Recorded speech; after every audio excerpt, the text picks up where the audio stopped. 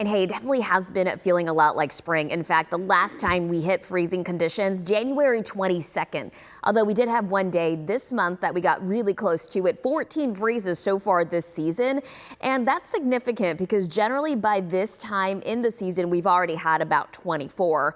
The normal for the entire season is 29, and there is no way we're going to reach that at this point, considering we only have one more freeze in our forecast, at least for the next couple of weeks. On average, the last freeze is March 12th.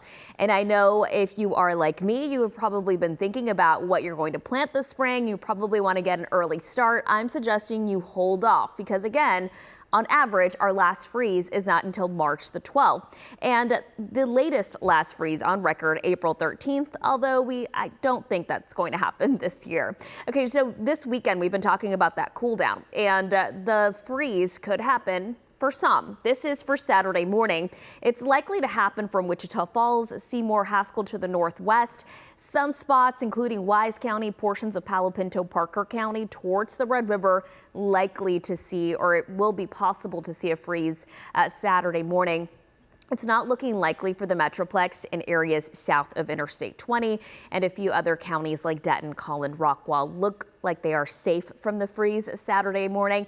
But Sunday morning temperatures will continue to drop, and it is looking more and more likely that areas in the Metroplex, especially if you're north of Interstate 20 and towards the Red River, will likely see a freeze. And it's still possible to see one if you are south of Interstate 20, especially outside of the city. So definitely make sure to hold off on any of that planting. I know I was out on my walk yesterday and saw some blooms. Hopefully those don't get impacted.